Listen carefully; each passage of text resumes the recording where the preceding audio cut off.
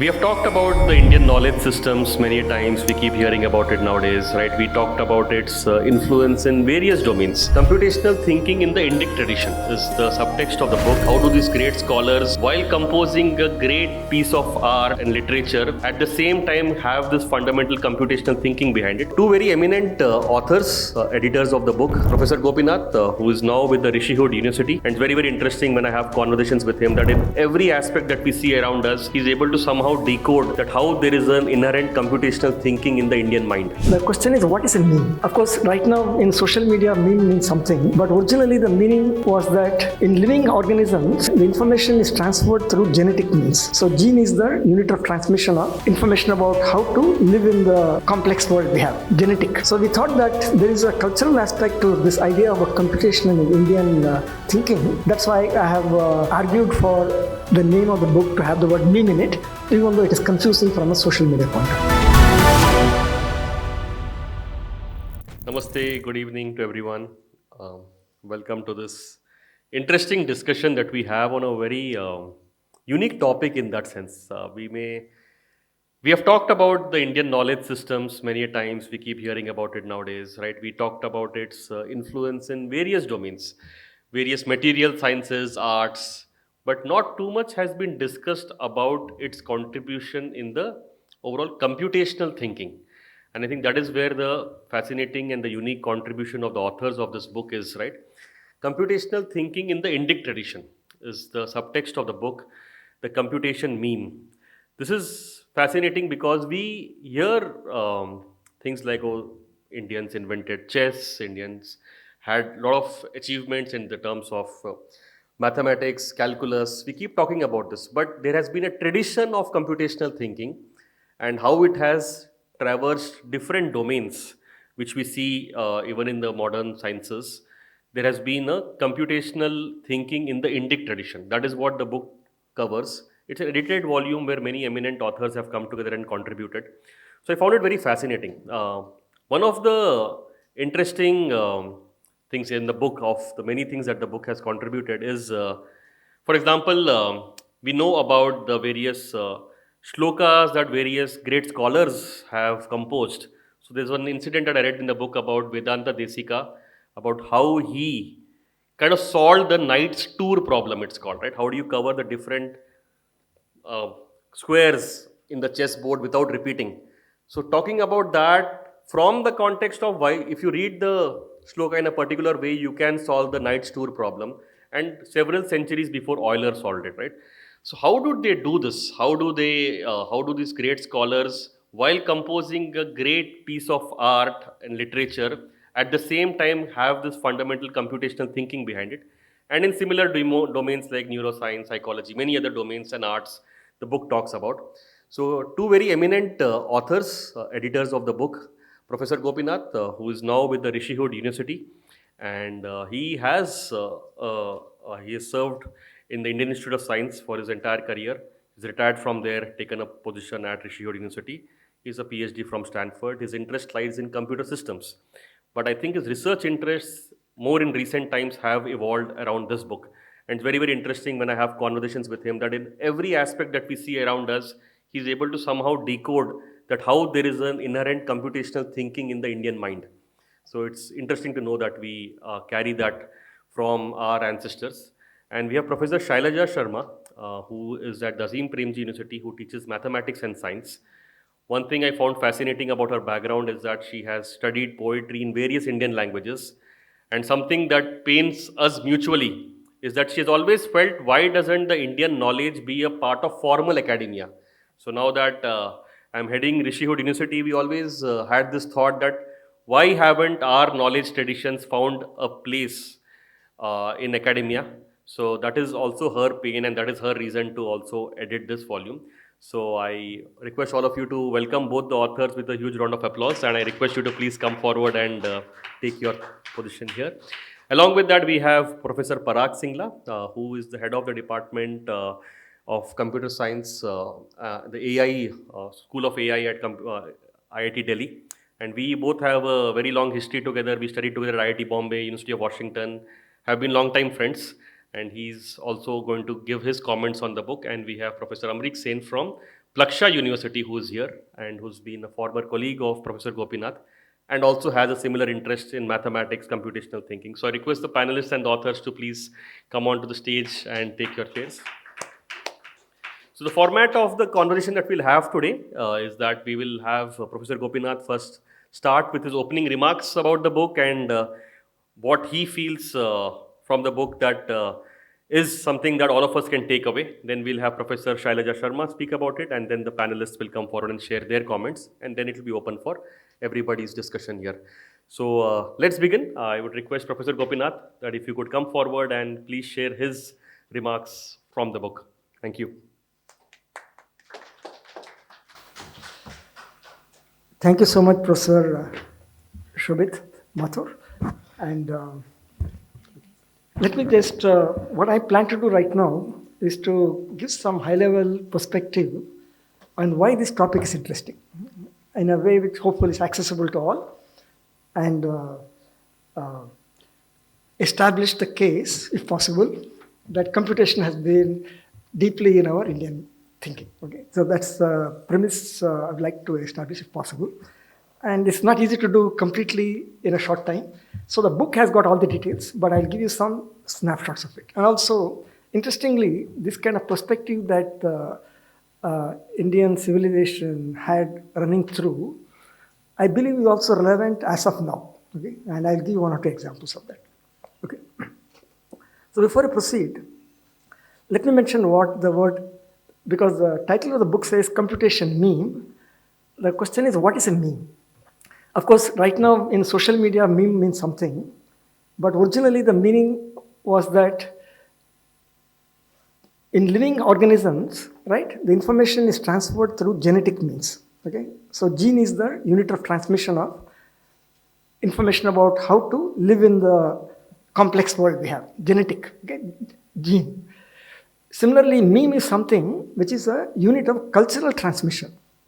How does one cultural idea transmit across generations? Okay, that's a meme. Okay, so that's how the person who originally defined it. Some of you might have heard of his name, Dawkins, Richard Dawkins.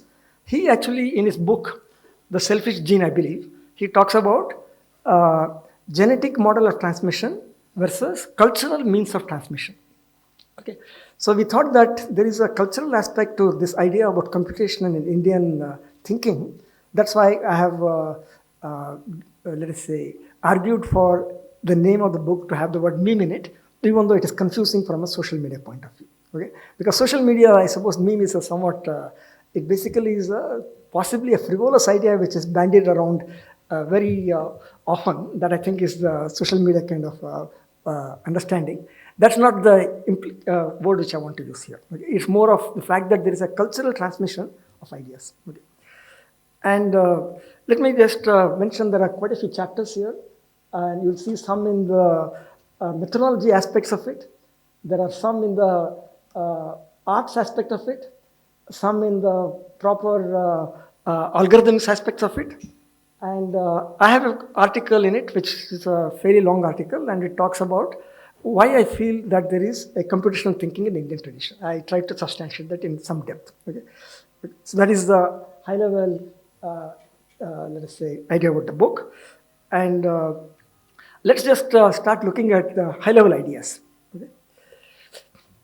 I think some of you might have heard about Rudam Narasimha. He was a professor at Indian Institute of Science. He was a aerospace professor, and because aerospace people work on very complex problems, and it turns out that they had to use a lot of computation. Once they want to solve slightly larger, deeper problems, they tend to have to use computation because there's problems they're solving are very complex, and there is no obvious clean way to solve it in sort of in your pocket and carry it around. You really have to work hard at it to get something out of it. And what is interesting is that he has thought deeply about this particular problem, about multiple ways of looking at how to make progress in exact sciences.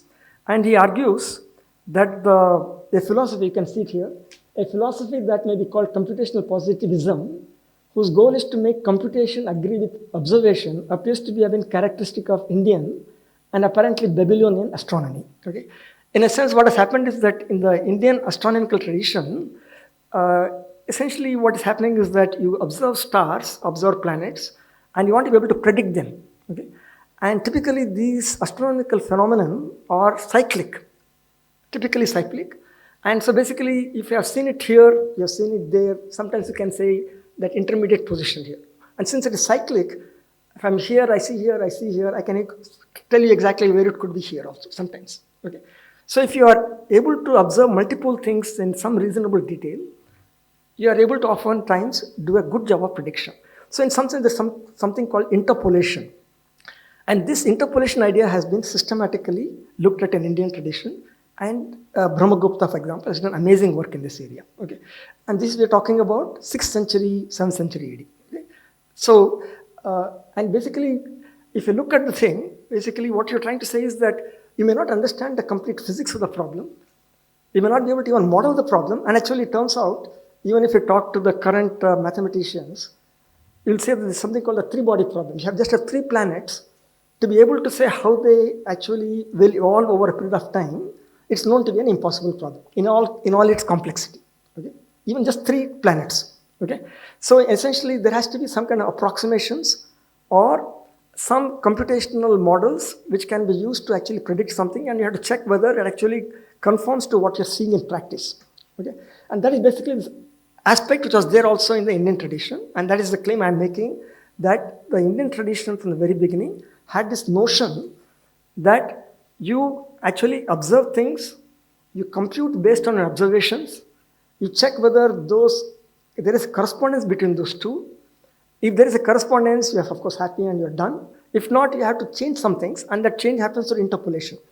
And this, surprisingly and interestingly, even the current AI models have to do the same thing. Okay? Basically, if you look at the current, you might have heard about deep learning models. There also, it turns out we have exactly the same issues. You basically give some specimens, you ask it to predict in a particular way with the training sets, what is called the training kind of instances.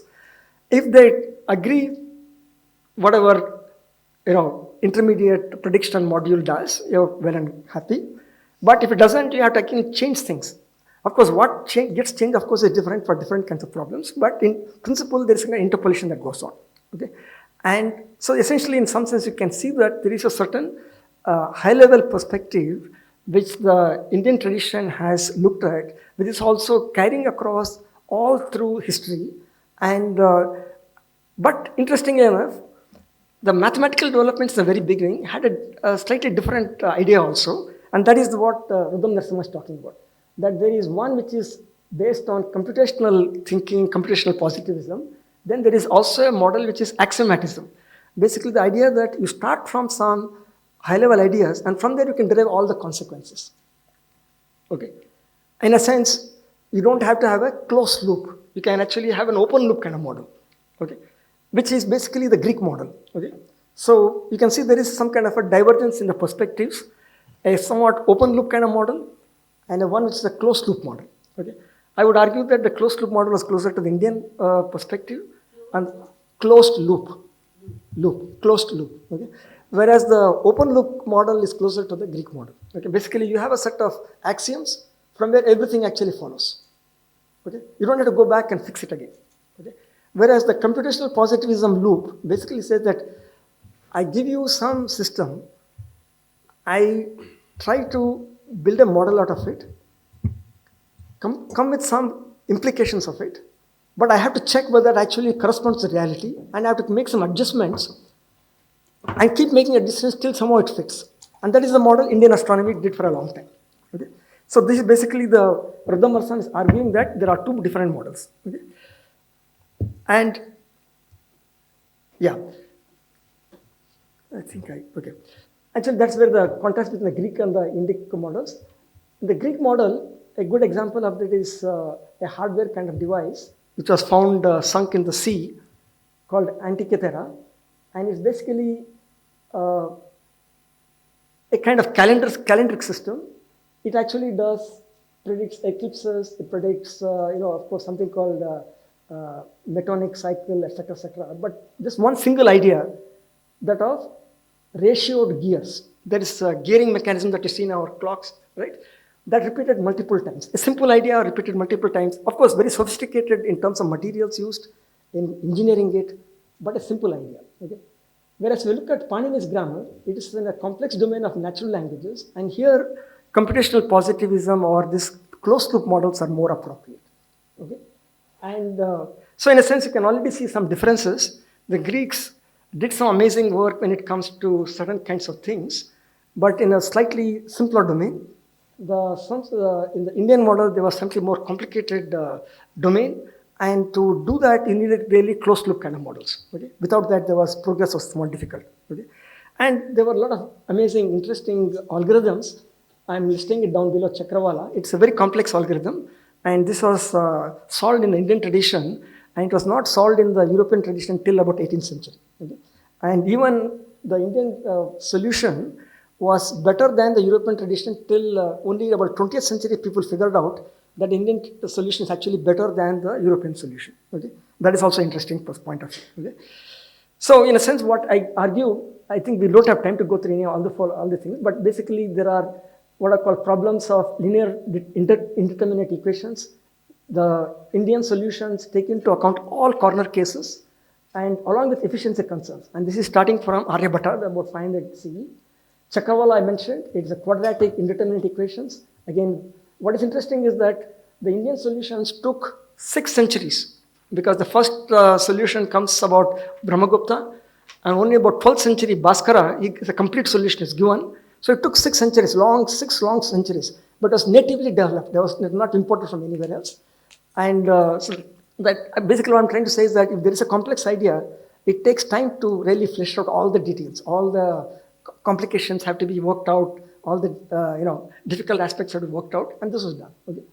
And I mentioned already that Sanskrit grammar, it is a computational model, and this is comprehensive at a level which has not been attempted before or after. Okay? That also is very interesting. Okay? Again, in combinatorics, okay, it turns out Knuth is a famous computer scientist who has is truly an amazing computer science scholar. And he recently looked at the work of Indian combinatorics, and he says that the work that has been done in India till 14th century are both remarkable and much ahead of their time. Okay? And I mentioned all the interpolation techniques. There is also infinite series, and it turns out this is a very tricky subject, and there are something called infinitesimals, which has created a lot of difficulties. It turns out the infinitesimals that have been used in Indian traditions are very tractable and actually meaningful. Okay? They don't have some of the difficulties. Of course, the one thing which, as I mentioned, is that it is applicable only in certain specific cases, but they got it right. Okay? That's most important. Though it's not general, and even the general solution, even to this day, is complicated in mathematics, okay? Because of some aspects of infinitary arguments which are not easy to discharge easily. Okay? So let me just give a simple example of what I mean by a computational description as well as a mathematical description. Okay? Again, Varahamihira, this we're talking about 6th century. What is the problem? The problem is about how to, if you given, let us say, 10 objects, how many different ways can I take 3 objects out of it? Okay? Now, let us look at the bottom portion. It is basically saying, if you look at this one, if you have one object, and how many ways can you take one object out of it? There's only one. Okay? Similarly, if there are 2 objects, and you want to take 2 objects out of it, there's only one way. That's why it's all one. Okay? Now, what is this one?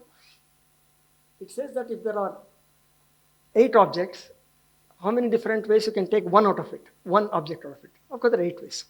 That's why there is 1, 2, 3, 4. Now, interestingly, if you look at some intermediate one, for example, 5, 3, what does 5, 3 means? It means if you have 5 objects and you want to find out how many ways 3 objects can be pulled out from it. Okay?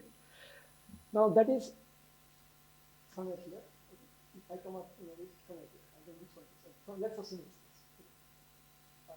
And it turns out, Varahamihira figured out that if you want to compute this, it's actually this plus this.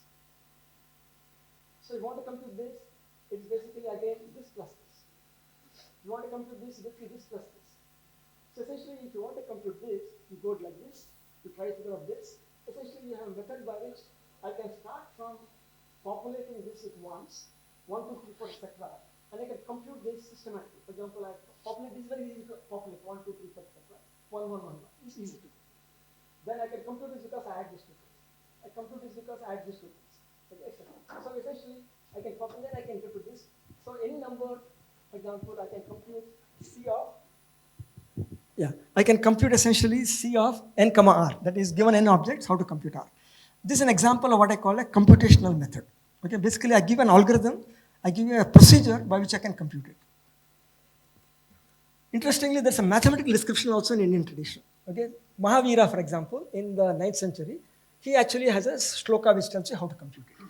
And in current high school, we teach this algorithm, this method. Basically, C n comma r is basically n into n minus 1 into n minus 2 n minus r minus 1 divided by factorial r, right? That is what we teach the students. And essentially, you can see there is a computational description. There's a mathematical description also. Okay? And again, I looked at a problem in Lilavati. I'm not expecting you to understand this or read this thing. Don't expect. Right? This is a problem in Lilavati. Lilavati is a textbook written, is a book written by Bhaskara in about 12th century. And he's asking some very interesting problem. And when I looked at this particular problem, this is something here. I don't want you to get thinking about what the problem is. I guess a bit difficult to explain right now. I saw that problem. I tried to solve it. I am a computer science person. So when I looked at it the first time, I had only a computational idea of how to do it. Okay. And what I did was I took some particular problem of a particular size. Okay, for example, something called n equal to 9 and r equal to 3. I looked at n equal to 10, r equal to 3, and then I see the correspondence. Okay, I can see the solution here. I see the solution here. I see what the difference between the two things are, and then I come up with an answer which says how to go from the left-hand side to the right-hand side. Okay, this is an example of what I would call computational description. Okay. There's also a mathematical description. Once you understand the problem, structure of the problem, you can deeply see if you get that insight, you will find that there is a very clean and simple way, which I've listed out here on the right-hand side. I don't want you to think about this particular, but actually you can come with that solution also. Okay. So so when I'm teaching computer science students, I often want to tell them there is a mathematical way of doing certain things because the deep insight you can immediately solve the problem. It comes just like that. Okay. But sometimes when you get started, you think in a computational way and figure out what the answer is likely to be and play around with it. Then you actually get some idea about how to solve the problem. Once you get a hang of that thing, then you can come with a mathematical description sometimes. Okay? And this is a typical experience. And this actually, I should say that I went through this particular process and I think that most people, for example, Ramanujam is a great example of a mathematician par excellence who was actually computationally driven, I think. He would actually look at all the problems in his head and figure out what is going on. And then later he would come with a very clean and simple way to think about it. He did not have the patience to write down the proofs. And a lot of people say that he doesn't know what a proof is. I don't know if that's true. He knew what the proof was. He just didn't have the patience to write it down, in my opinion. Okay. Anyway, so in a sense, what you can see that there are two perspectives. One is starting from a set of axioms or Platonic thinking, and you can see, for example, knowledge is innate in your person, right? And then all you have to do is to ask questions and you can figure it out. That's Socratic method, okay? Now, essentially, you don't have to work, you don't have to deal with the real world in some sense for all practical purposes, okay? And it slightly looks a very hokey idea, but it turns out that in some cases, if you have a reasonably tight system, it's a nicely circumscribed system, you can actually sometimes go far with this kind of model also. Okay? Because you make some reasonable assumptions and then use that as the basis to constrain the solutions, and you can actually do something meaningful. But in principle, what the Socratic method says is, already you know everything, you just have to tease out the answer. You don't have to work with the real world. Like it's just, that's why it's called Socrates, because what Socrates is doing is, he catches hold of a slave and he's asking questions to the slave. And the slave automatically answers finally at the end of it. Socrates says, you are a slave, you never went to school, but still you know the answer because I asked you questions, you answered it. Finally, the answer came out, right? So whereas the Feynman, for example, is an opposite perspective that you really have to engage with the real world, okay? You really have to work with the real world, get some input, observe things, see where things don't work, and then you actually iterate the process, then only you get something out of it. Okay? And for example, Feynman says there are two ways of doing physics: the Greek, from first principle axioms, like the Socratic kind of method, and the Babylonian, relating one thing to another. I'm a Babylonian. I have no preconception about what nature is like or ought to be. Okay? Now, in the Indian tradition, it turns out that like this axiomatism, etc., there are different kind of perspectives here also. For example, in India, we have this notion of what's called pramanas. How do you get to know something? Okay? Is it because of pratyaksha, because of observation? Is it because of inference? Is it because of analogies? Is it because you trust somebody else? Okay? There are various ways of doing things. It turns out in Indian tradition, all of them have been found to be problematic. Pratyaksha, because, for example, in Vedanta, there is a classic problem about snake and the rope. Okay? You might mistake a snake for a rope or vice versa, right? So the pratyaksha can be deceiving. Inference, anumana, because, for example, if you talk to certain thinkers in India, for example, they'll say, okay, you tell me that because of this, this happens, right? Then you ask me, how does this happen? I mean, there's some kind of infinite regress is possible, right? We can keep on saying, if this is the cause of that, then I have to explain what this cause, how this cause comes about, right?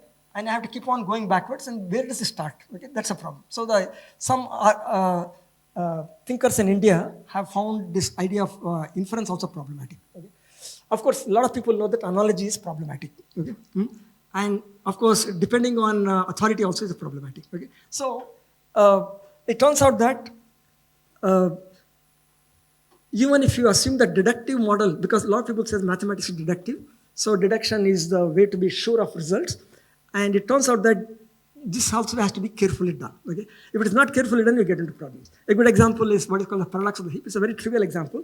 It basically what it says is that heap is sort of some kind of a notion, right? It's a linguistic notion, what a heap is, right? Suppose you say that 1 million grains is a heap, right? And then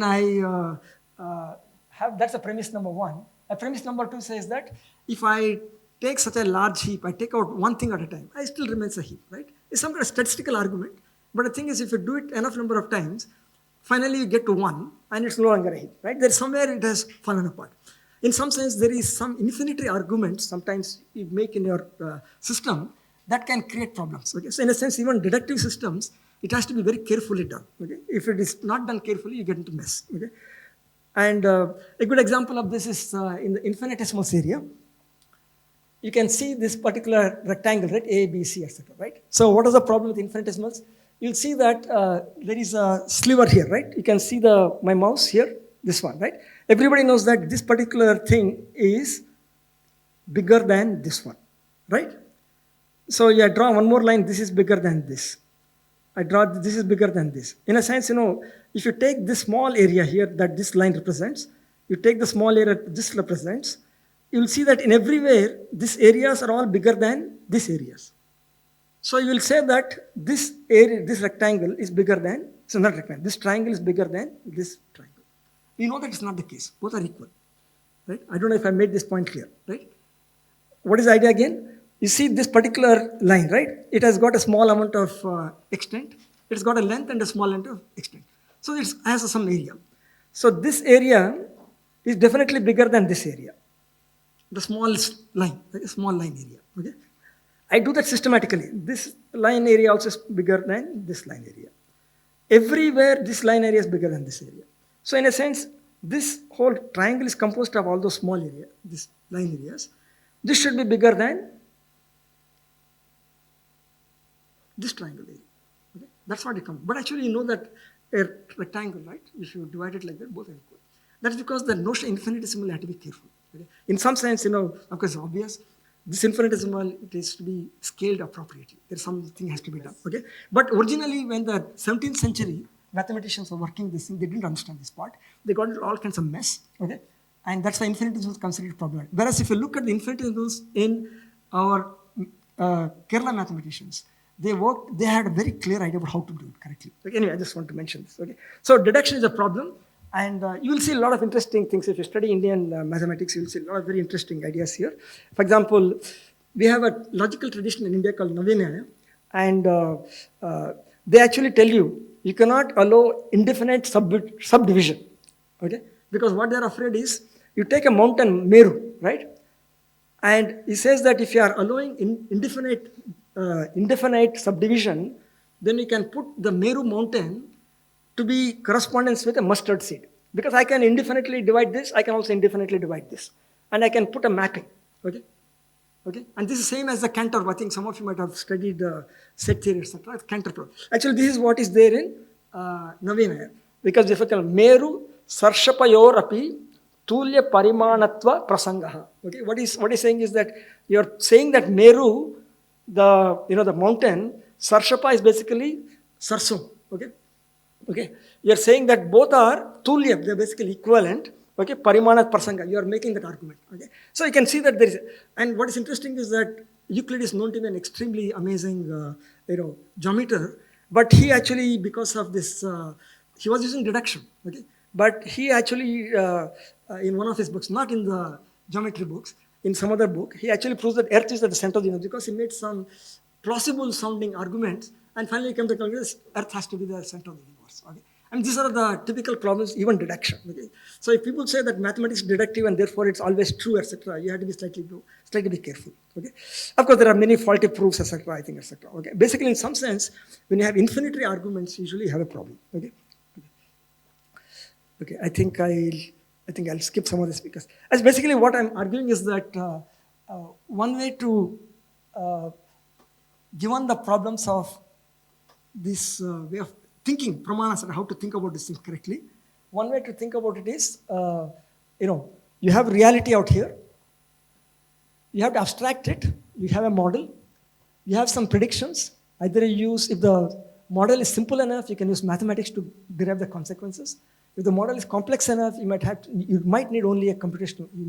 You may have to use a computational model, and then you get some results. Check whether on the things you already know about things.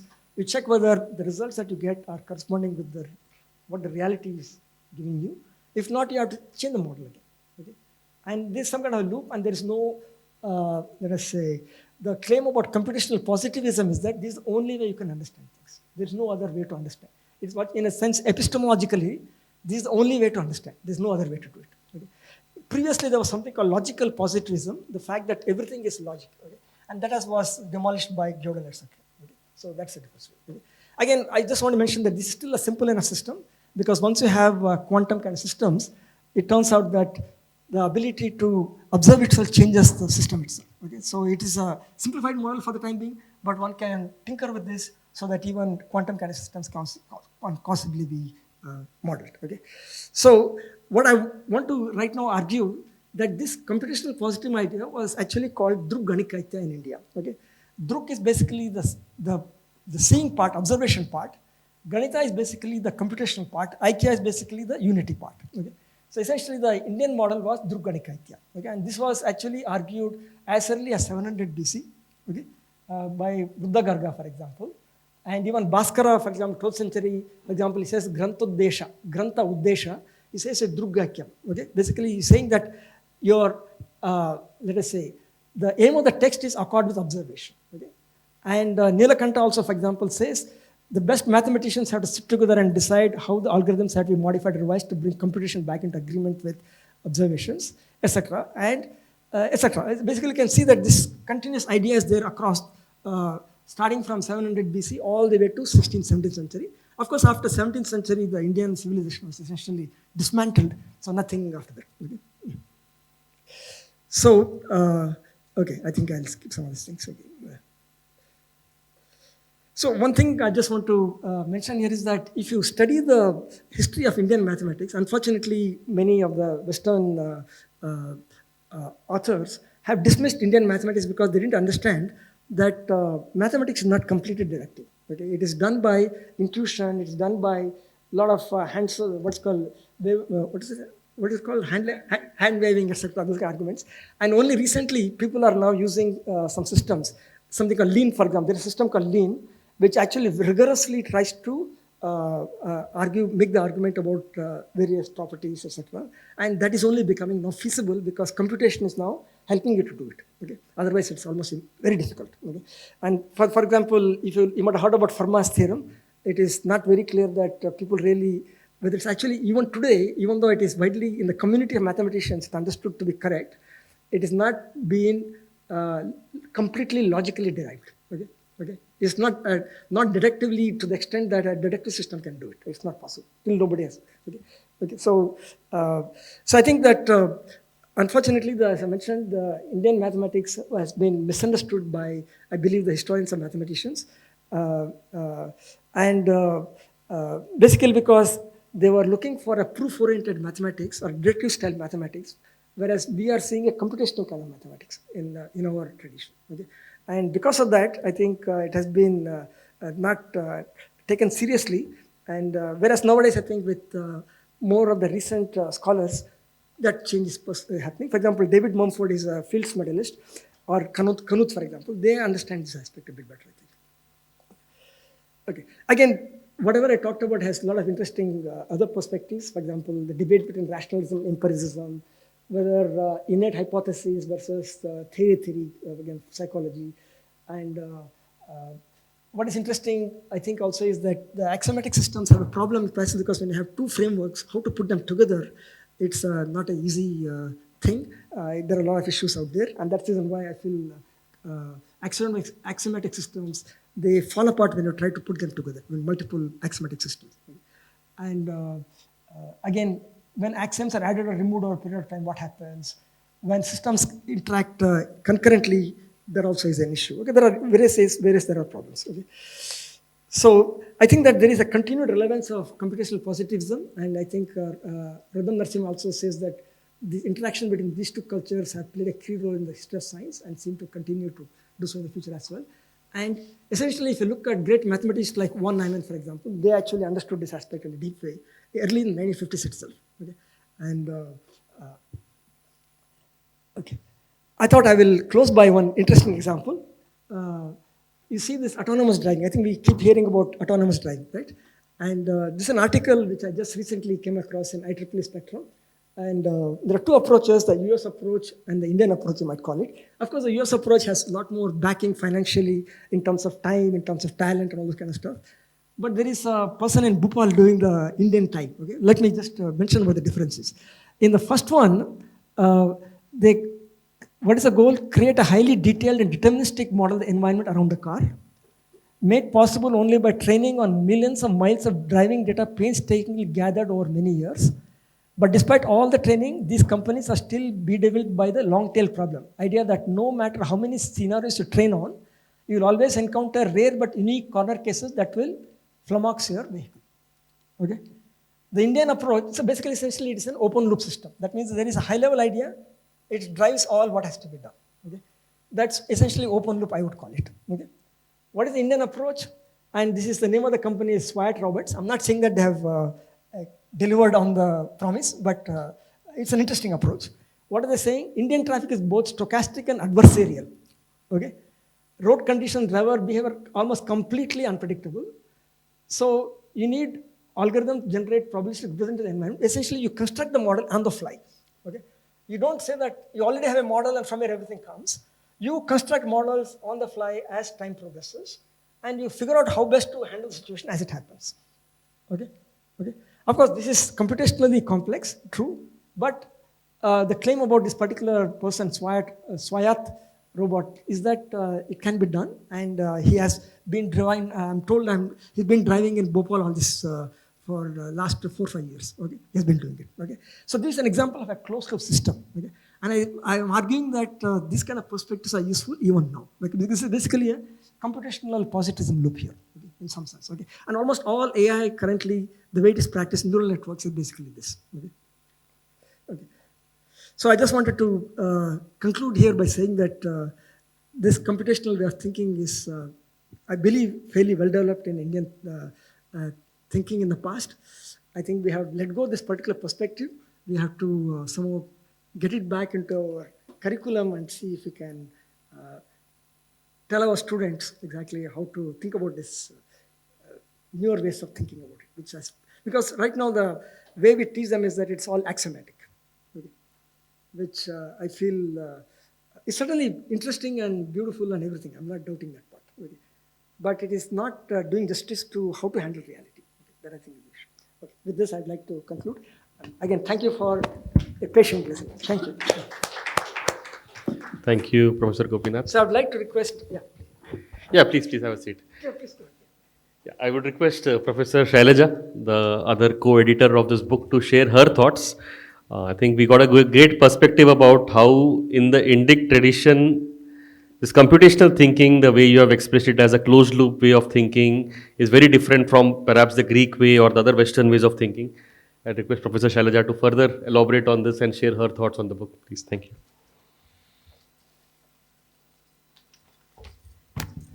Thank you very much.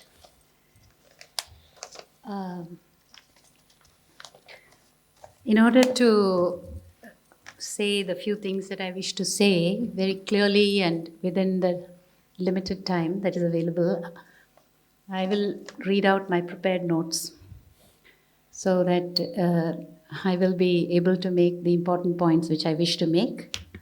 And of course, I hope there will be some questions where I can kind of, explain some of these things maybe if someone asks a question. So, as an editor of the present volume, I had the opportunity, I'm only an editor of this volume. I have not contributed a chapter to this. I have rewritten or I have written Rodam Narasimha's chapter on his behalf because he passed away before the book could be published. So I had to reconstruct or construct his chapter out of his talks. But I have not contributed a chapter to this volume. But as an editor, I had the opportunity to read and study the writings of each of the authors, along with many of their supporting references. And in fact, I should add that when we started working on this volume, I was an utter novice in the domain of Indian mathematics and computation. I had very little knowledge. I was interested, but not really knowledgeable about it. I was a novice. And therefore, the journey of the book has been for me, sort of it has had a correspondence with my personal journey in understanding and exploring this domain. So I consider myself very fortunate to have had that experience because, well, I read the writings of really knowledgeable and scholarly people who have been working on these questions for a very long time, along with all the references that they provided. So I will now make use of today's opportunity to share some of my own high-level thoughts on this very important subject, while at the same time referring to the material in the book. So, as has already been stated, the book that we are discussing contains plenty of examples of the specific Indian epistemology of ganitaikya, which is what has been described as computational positivism by late Professor Rodam Narasimha. But I want to put a comment on that expression by saying that he used the expression computational positivism as a way of positioning this epistemology in the context of Western history of science. So, computational positivism is a term that he has used to describe the Indian epistemology of ganitaikya in order to position it in the context of the Western history of science. Now, what is this positivism? Positivism refers to the rejection of the metaphysical and the unverifiable and the subjective in the pursuit of science. That is what they said was positivism. So the positivism part of it is about no metaphysics, nothing that we cannot verify, nothing that is subjective, that is not repeatable, and so on and so forth. Now, these questions arose in Europe due to the particular, or I might even say the peculiar history of the development of science in Europe. In fact, the first chapter, Professor Rodam Narasimha's chapter, discusses the development of science in Europe. Many of the questions of the development of science in Europe. And if you want to ask me later on why I think it is a peculiar history, then of course I'll answer it at that time. But I'm just saying, of course, many of the answers are in Professor Rodam Narasimha's first chapter. Now, indeed, the tradition of the empirical Shastras, and let it be Jyotisha or Natya Shastra or Shilpa Shastra. Jyotisha, of course, refers to astronomy. But there is also Natya Shastra, which is the science of the theatre or dance. Theatre, actually, performance. And then let it be Shilpa Shastra or let it be Ganita, which is the study of numbers and computation, scientific. Or even let it be Nyaya, which is a question of logic, right? So, but in all of these Shastras, they refer principally to observables.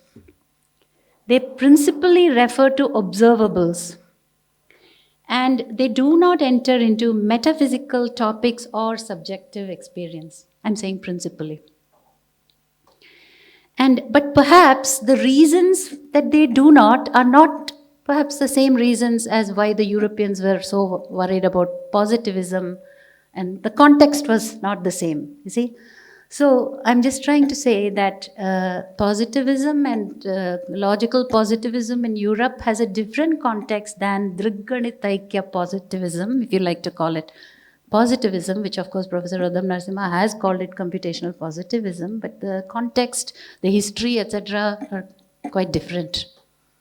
And the Indians also indulged in a lot of metaphysical and other kind of, explorations also. But in these Shastras, they have focused on observables. So so it is interesting, I think, and important to little bit dwell upon what might be the differences and what are they talking about, what are we talking about over here, So now I would like to say that whereas the logical positivists assigned a special status to reason, to logic, essentially, right? The logical positivists, this was a big movement in, let's say, pre-World War II Europe in science, with this rejection of metaphysics and all that. So it's got a lot of history. It's a very brief period of the logical positivism. Many great scientists, social scientists, economists, philosophers, etc., are associated with this movement. But and they assigned, so the word logic appears in it, and they assign a very special status to reason because, well, the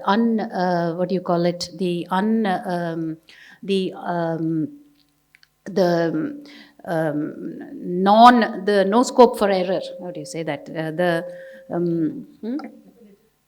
The definitive or the irrefutably definitive, the irrefutable power of logic was what drove their idea of science, right? But, so the highest status in the Indian tradition is unanimously assigned to actually not to reason. So logic and deductive reasoning is not explicitly not assigned the highest position in terms of determining the validity or the correctness or the reliability. Forget about correctness. We should talk about the reliability of a scientific statement or a statement of knowledge, of an assertion.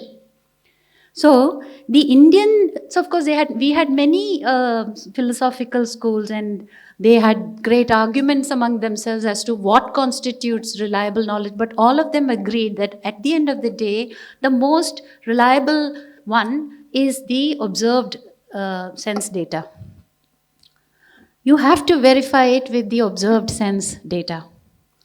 And so, unanimously they agreed across schools of Indian philosophy to empirically observable facts. And in this tradition, so a simple way of putting that across is to say that the proof is ultimately in the pudding, as they say in English, right? So the proof is in the pudding, they say, and that is the thing. So the real thing.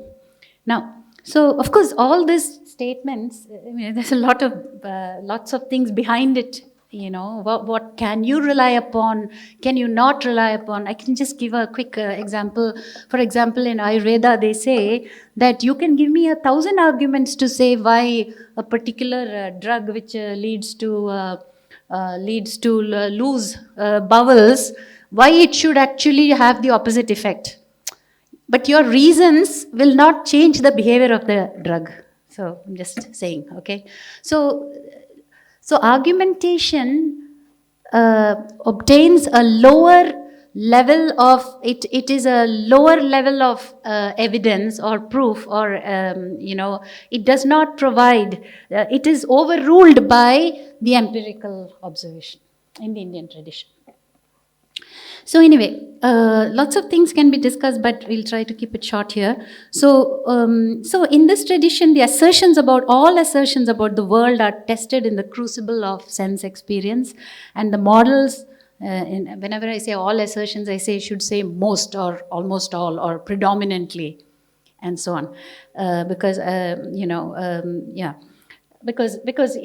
here we do have exceptions and we do have particular cases and so on and so forth, so that kind of thing. Now, the models used to represent them are computational rather than mathematical, rather than being based on mathematical deduction from premises. That was discussed in the talk by Professor Gopinath. So the models that were used to describe these phenomena are computational rather than mathematical, which are then you deduce from the premises and you deduce from the mathematical models further. So let me just say a couple more things. So although the Indians knew how to, and in fact they actually invented perhaps the method of writing and solving mathematical equations. That's called samikaran, Hindi mein bolte hain. For a mathematical equation. So the Indians very well knew how to write equations. In fact, they perhaps originated the idea of writing equations in several unknowns, not necessarily only in one unknown, not necessarily in a linear equation, etc. So anyway, they knew how to write these equations, but they have not, at least it appears that they have not codified their findings in succinct equations. For example, V is equal to U plus AT or something like that. So the problem is not that the Indians didn't know how to write equations, but they have written equations, but they have not tried to reduce the physical problems into these types of equations. Why? So they do not seem to frame similar laws of physics, similarly the laws of physics, or so-called laws of physics, in terms of mathematical equations. Now, when mathematical equations are used to stand in for actual physical phenomena, that's what is called a mathematical model. When you write V is equal to U plus AT, then that is a model, right, of the velocity at any given time t, starting with the values of U and A and so on. So that's a mathematical model, right? So when mathematical equations are used to stand in for actual physical phenomena, then the advantage is that the consequences can be derived purely logically using the tools of mathematics. V is equal to U plus AT, then A is equal to V minus U, etc. by T, and so on and so forth, right? So, lots of consequences can be written using simply the tools of mathematics. But however, Indians have not chosen to go down this path, preferring computational models over mathematical ones. I think actually Professor Gopinath's talk talked about how those computational models describe in more greater detail and more chaotic and more complex systems. Whereas the mathematical models describe the simpler systems, and then there is now a lot of research which actually which says how these mathematical models are actually highly constrained and they only apply in those circumstances. So anyway, so let me continue with what I have written here. So there is a significant, this is a significant difference between the two cultures, right? This preference for computational models versus mathematical models. And I would say that it probably reflects the cultural predispositions. The one driven by geometry or form, which is this Euclidean or the Platonic model, is driven by form and by geometry actually, versus the other one which is driven by number and computation. Now, the idea that the world is encoded in the language of mathematics. Sometimes people say this, right? The world is written in the language of mathematics. God wrote in the language of mathematics. Indians have not said this. Indians have not said this. They have not said that God wrote a world in the language of mathematics. It's a nice statement to say, sometimes people say that, but what does it really mean? If God or somebody had written the world in the language of mathematics, what do the Indians say? So let me put it like this. The idea that the world is encoded in the language of mathematics is not present in Indian thinking. Mathematics, that is the use of numbers and the grammar of numbers, the relationship of numbers with each other and how you use them and so on and so forth, is seen as a means to represent phenomena. And for example, this is is a scene in an extensive verse of the Mahavira, who was referred to earlier, Ganitaikya Sangraha, where he writes extensively how the world can be described in numbers and how numbers are very central to the description of the world, of all activities, all. He says everything, including all in the three worlds and so on and so forth. Okay, he was a Jaina, of course. Now, mathematics as in the relation of symbols and their mutual relations. Now, that is how we describe mathematics now, today, that it is about symbols and their relationships, how they are defined to be in relation with each other, and their manipulation and whatever you derive from that is not seen as the hidden machinery of the universe. So we have to understand that there's a difference between the computational thing and the mathematical way of thinking about what is underlying the machinery of the universe, if at all, whatever you describe like that. So you see, mathematics as in the relations of symbols and their mutual relations are not seen as the hidden machinery of the universe to be uncovered bit by bit. Mathematicians will relate to this. The question of what is mathematics, we have to uncover it, it already exists, and we have to uncover it bit by bit. Versus, the other approach. Now, arguably, the use of mathematics as the instrument of logical deduction in Western science must, of necessity, due to Gödel's theorem, constrain its possible conclusions. Because not everything can be proved, which is true in that system. So the use of mathematics as the instrument, the singular instrument of logical deduction, I would argue, as it is done in Western science, to the extent that it is done, it is not done, in that 100% sense, but if it is used such a way, then it must necessarily constrain its possible conclusions. The use of computation as the instrument of science, as in the Indian tradition, must by definition permit a larger scope, and it does. And indeed we see that computation is now being invoked where mathematics appears not to be able to go. Biology, for example, complex systems. We use computational thinking in everything now, widely used. Why? Some things cannot be described by only the tools of mathematics. You need to use computational tools as a wider possible descriptions of the world. Now, I want to go to a different topic here. The present volume gives examples of the domains of astronomy, music, error detection in oral transmission, Vedic chanting, logic and mathematics, to which we have added a chapter on the South Indian mathematically rich ritual designs, which are called kolam. The philosophical context of the Indian epistemology is discussed in great detail in 2-3 chapters, including the notion of reliable knowledge or pramana.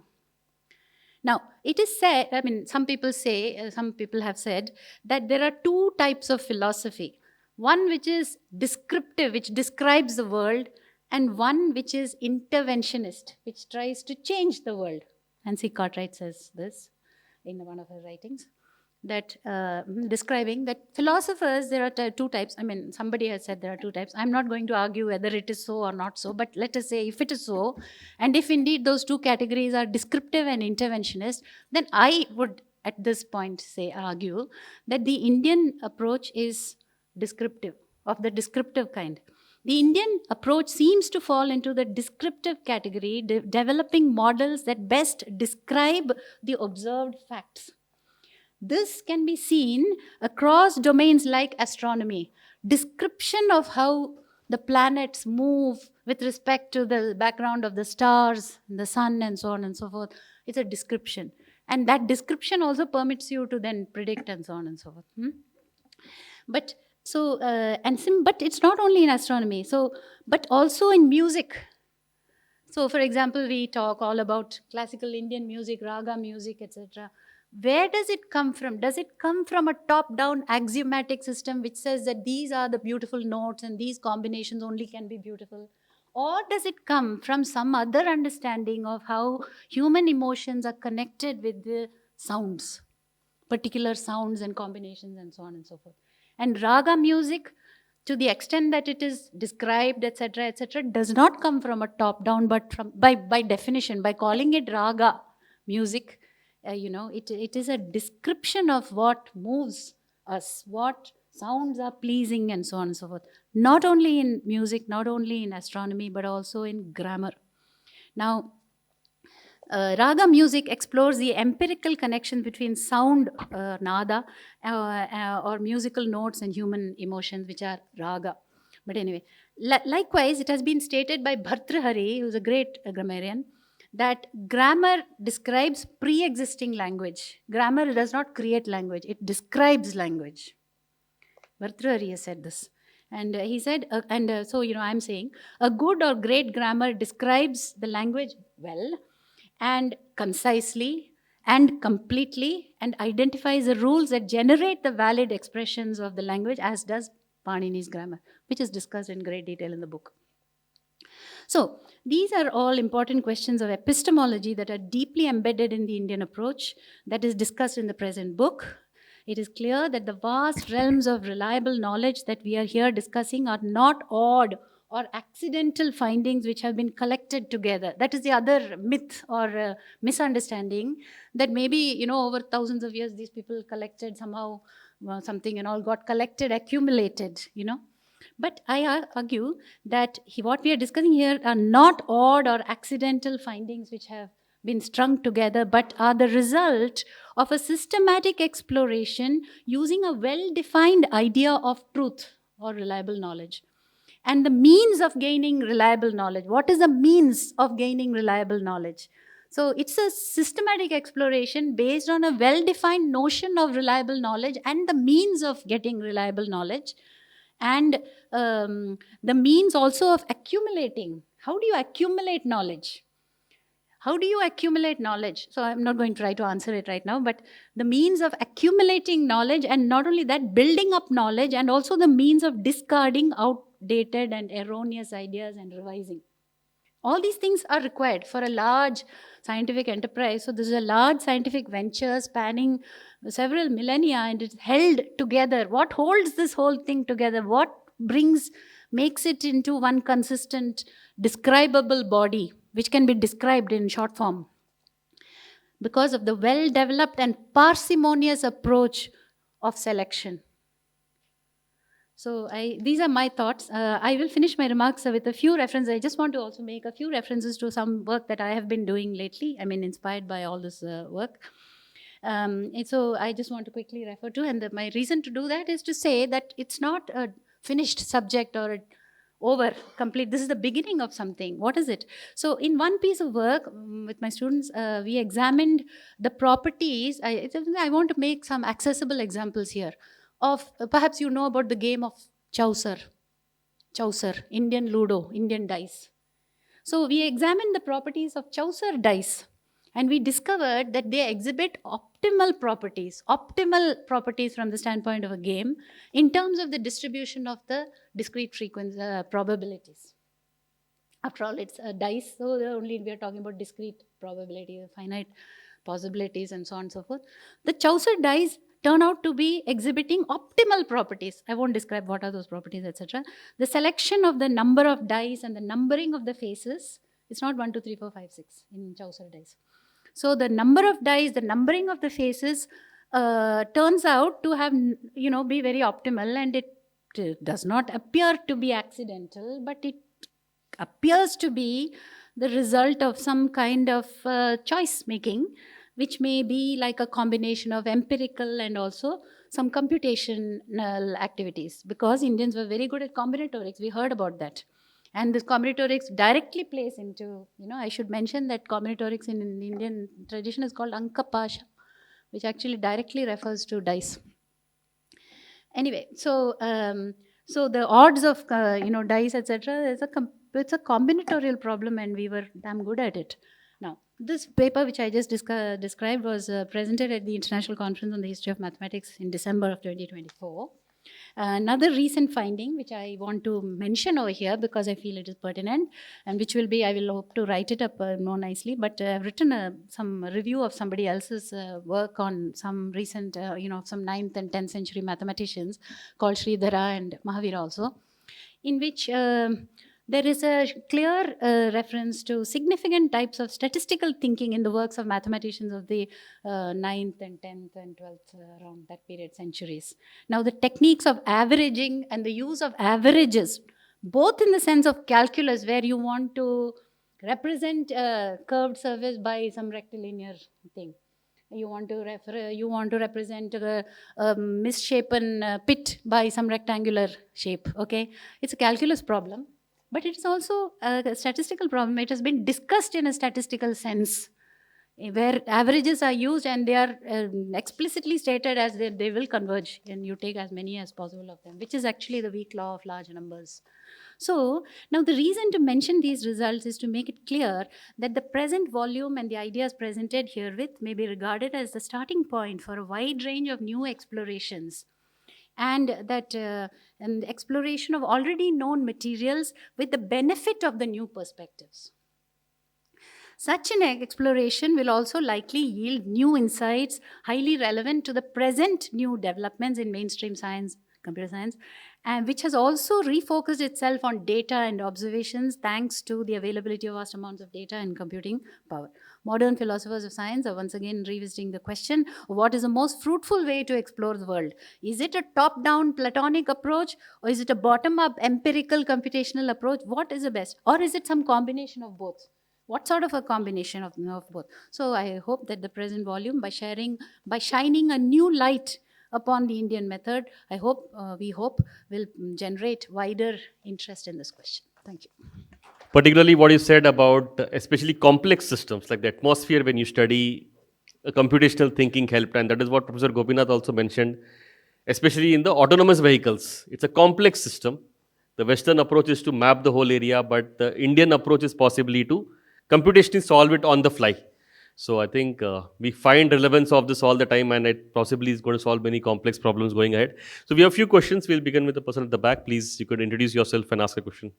When I tried to apply computational approaches to it, I was on a hugely funded project in Boston, which would have taken about 100 years to complete, to understand the brain. So I'm X because of that. But I really want to thank you so much, because this is makes me glad to actually have seen this this presentation. And there's about 1 million questions I have. I'll restrict it to just one.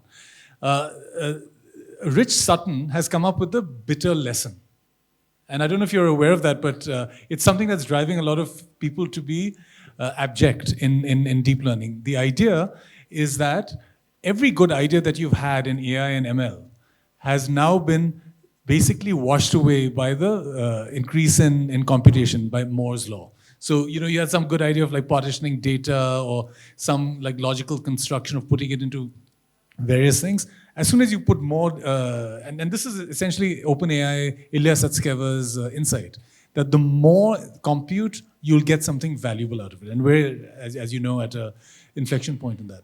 So my question is that if you said, Dr. Gopinath, that Indic, the process stopped in the 17th century or so.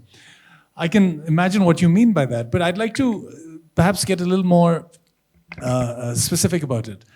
This was made by human brains, right? And human brains are very resistant to explanation, both in logical terms as well as, to my chagrin, computational terms. the other thing that the human brains, the Indian human brains that came up with these ideas, they were also embedded in a certain Indian social system. One of the determinants of our social system is the caste system, which is quite prevalent.